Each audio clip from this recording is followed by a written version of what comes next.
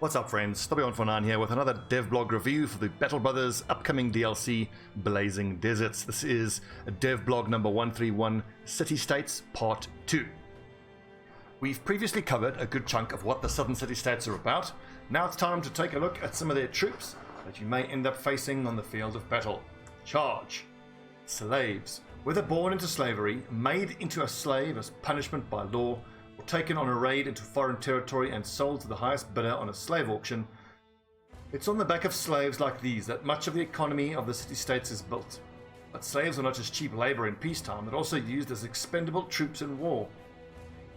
Life is cheap in the south, as the saying goes, and nothing makes this harsh reality sink in better than how the city-states treat their slaves. In battle, they are usually sent first against the enemy to tire out their lines before the real battle begins. They're poorly armed. Many just carry tools used as improvised weapons and rely on swarming, flanking, and overwhelming the enemy. They have poor morale and flee easily, but killing or breaking them does not affect the morale of any city-state troops that aren't slaves themselves. That's key. In fact, the city-state troops have no qualms about friendly fire when it comes to slaves, and they may seize the opportunity that slaves provide by locking down the enemy and fire their ranged weapons into the thick of battle. Brutal. Conscripts. Citizens of the great city-states enjoy privileges that neither slaves nor outsiders do. For example, they have the opportunity to conduct business with the legal certainty of a codified law and can even hire legal counsel. In turn, they also have certain obligations to their states. Having to pay taxes is one such obligation, but another one for every adult male citizen is either mandatory military service or paying a hefty sum into the state's coffers to be exempt. The Council of Viziers may decide to conscript the citizens for their defense of the city-state, or for otherwise protecting and furthering the interests of the state. In practice, this can mean anything between border skirmishes with other states, doomed punitive expeditions deep into the deserts to hunt down raiders, crushing slave rebellions. Conscripts make up the bulk of the military force of the city-states. They have received some military drill and are most often dressed in distinct southern armor made of several layers of linen, called a linothorax, that is relatively cheap to produce. If they don't have access to helmets, they choose to wrap cloth around their heads to protect against the sun. The color and patterns of these head wraps are often linked to a particular region of the south, and one familiar would know that place a southern conscript calls home by his headwear alone. Just before battle lines clash, conscripts employ a unique weapon of the city-states. It's one reason why there are military power to be reckoned with, and you'll learn about next week in detail. Oh god, it's going to be explosive, isn't it? Officers. Officers of the city-states are mostly made up of the wealthy who would have enough funds to buy themselves free of conscription, but seek a career commanding troops in the military by their own volition. A victorious commander will accrue influence and gravitas, and some officers may consider the army but a stepping stone in a fledgling political career.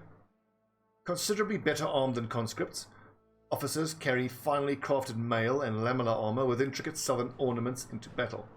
Naturally, all armors can also be bought, looted and worn by your own men in the game. Awesome. I can't wait to see how these armors stack up against all the armors already in the game. Hopefully this will realistically address the hole in the medium armor part of the game. Assassins. Members of a secretive ritualistic cult. Assassins deal in death and provide murder as a service. They have no political ambition beyond the continued survival of their cult and that of their warped philosophy, and so act only in service to other parties like individual city-states. They are not encountered roaming on the world map, but exclusively as part of contracts and events. In battle, assassins wear traditional black robes over finely crafted mail. Many also choose to exchange their own face for that of their master and founder of their cult, an old man of the mountain, by wearing metal face masks. Assassins have a nimble combat style and employ a variety of alchemical contraptions like flesh pots and smoke pots to daze their opponents and move freely between them. Only to then use a catal dagger for greater impact on their debilitated victims. These sound nasty. If sword masters are anything to go by with how difficult they are to deal with, the assassins could be quite nasty as well. The description of nimble style suggests that they're going to have the nimble perk, giving them plus defense, as well as fleet foot. So I forget what it's called. Not fleet foot. Dodge and nimble are the two skills I'm thinking of. So basically you have the 3 levels of troops, just like you would with the barbarians. It looks like these are going to be more worth fighting though, because their weapons and armor are going to be worth more. So one of the big issues with fighting barbarians is that it's just never worth it, because their armor and weapons are crap and almost never worth using, with the exception of the throwing weapons, and this doesn't seem like it'll be an issue with the southern city-states. I can't wait to see this in practice. Very, very cool. So tactically, the things of note that I've taken from this is that killing slaves won't trigger morale breaks, which is, I suppose, a good thing for the balance of the game, because when you fight raiders in a mixed group of thugs and raiders and then even leaders or swordsmen, you just murder the thugs first, and then by the time you start dealing with the heavier armed enemies, their morale is, you know, probably breaking or broken already. I am noticing that a lot of them are using swords or maces, so shields are going to be quite effective against them. I don't see them using any axes or flails. So first thing I think is that shields are going to be good, especially against the assassins. If they are going to be using a pierce skill, which I would assume has a malice, then shields doubly useful. So we went over the southern arms in the last Devblog review. But yeah, I can't wait to see this long two-handed mace in action. I'm hoping it gives the dazed effect just on a regular hit. Okay friends, so this is Devblog 131, City States Part 2. The main DLC release can't be too far away. Let's just hope that the COVID outbreak doesn't affect it negatively.